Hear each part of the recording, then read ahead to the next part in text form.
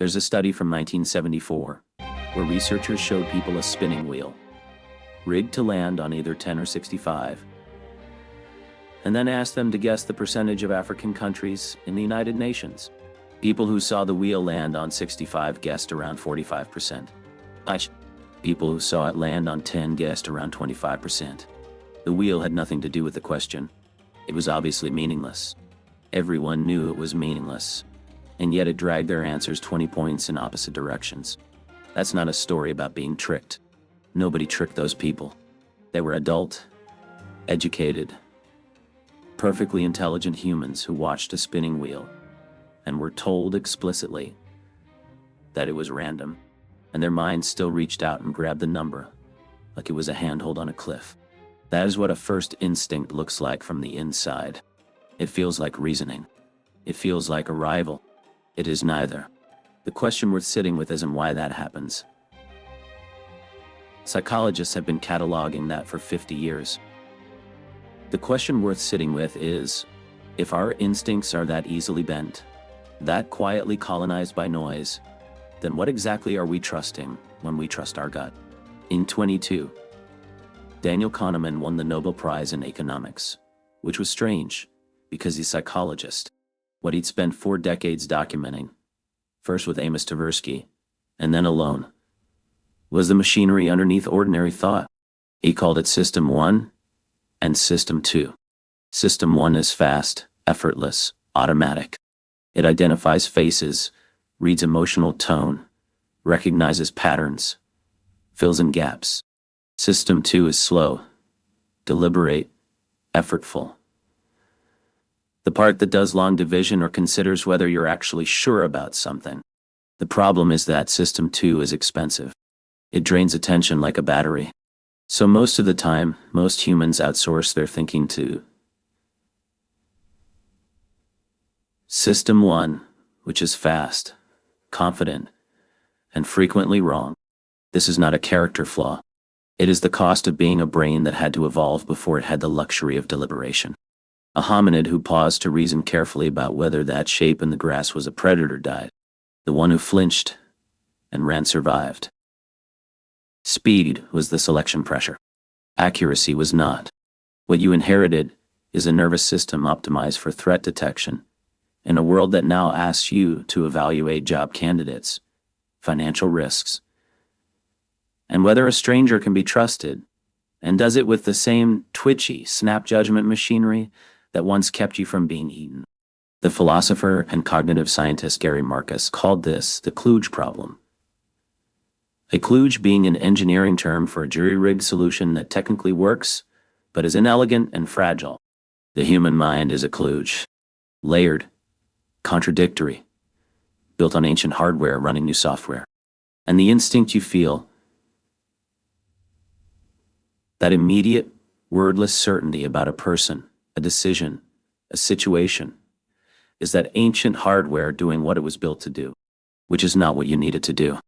In 1983, Amos Tversky and Kahneman published what became one of the most replicated and most unsettling results in cognitive psychology. They described a woman named Linda, young, politically active, philosophy major, deeply concerned with social justice, and asked participants which was more probable, that Linda was a bank teller or that Linda was a bank teller and an active feminist. 85% chose the second option, which is logically impossible. A conjunction cannot be more probable than either of its parts. But Linda A. felt like a feminist. The description primed a mental image, and that image was so vivid, so coherent, so confident, that it overrode basic probability theory in the minds of people who understood basic probability theory. This is what Kahneman called the representativeness heuristic. The tendency to judge probability based on how much something resembles a prototype. And it infects everything. It shapes who gets hired, who gets promoted, who gets believed in court. When a candidate looks the part, when a face matches an internal template, when a story coheres, the mind stops checking. It has found its answer. It moves on. Nalini Ambati ran a series of experiments in the 1990s that seemed to argue the opposite. that thin slices of behavior, tiny samples of a person's conduct, could produce surprisingly accurate judgments. In one famous study, students watched 6-second clips of professors teaching and rated them on effectiveness. Those ratings correlated significantly with the professor's end-of-semester evaluations from actual students. 6 seconds. No words, no content, no context. This is the result that Malcolm Gladwell popularized in Oich Blink. The idea that the gut knows things the conscious mind can't articulate. But here's what Gladwell buried. Thin slicing works in domains where the pattern is genuinely informative and the judge has calibrated experience. It fails catastrophically when the pattern is misleading, when the prototype is wrong, when bias has been baked into the template, when the situation is genuinely novel. A doctor who has seen 10,000 X-rays can thin slice an anomaly that a resident would miss. But the same doctor thin slicing which patient is likely to be drug-seeking, or whether a foreign-sounding name belongs to someone competent, that's not expertise. That is prejudice wearing expertise's clothes. Jennifer Aberhart's research at Stanford documented something almost unbearable. She showed police officers photographs of faces for fractions of a second, faces rated by independent judges as more or less stereotypically black in appearance, and found that officers were significantly more likely to misidentify objects as weapons when the face was more stereotypically black. This was not conscious racism. These were officers who would have rejected any accusation of bias. The instinct was happening below the threshold of awareness. In the same millisecond circuitry that once scanned the grass for predators. The outcome was people dying for triggering a pattern that had been burned into system, won by a lifetime of racialized media, social conditioning, and statistical noise treated as signal. This is where first instincts become genuinely dangerous. Not merely unreliable, but politically and morally contaminated. Because the feeling of certainty that accompanies a snap judgment is identical whether the judgment is correct or catastrophically wrong. You cannot tell from the inside. The confidence is not a signal of accuracy. It is just confidence. Solomon Asch demonstrated something adjacent in 1946. He gave 2 groups of people a list of traits and asked them to form an impression of a fictional person. Both lists were identical except for 2 words. One list described the person as warm, the other as cold. The participants who received warm rated the person as happier, more generous, more sociable, more humorous. The participants who received cold formed a fundamentally different human being in their minds. From the same data, minus 2 words that appeared early in the list. This is the halo effect. An initial fragment reaches forward and colors everything that follows. The first thing you learn about someone doesn't just influence your judgment. It restructures the information that comes after it. And they persist. The psychologist Paul Meehl spent decades documenting what he called the clinical versus actuarial debate. The question of whether trained human clinicians made better predictions about patient outcomes than simple statistical formulas. In study after study, the formulas won. The clinicians, intelligent, experienced, credentialed professionals, consistently underperformed actuarial models that use no intuition at all, just base rates and simple weightings. And when they were shown the evidence, they resisted it. Because the feeling of insight, of comprehension, of understanding the patient, that feeling was more vivid and more convincing than the numbers. Even when the numbers were right and the feeling was wrong. This plays out in ways both massive and intimate.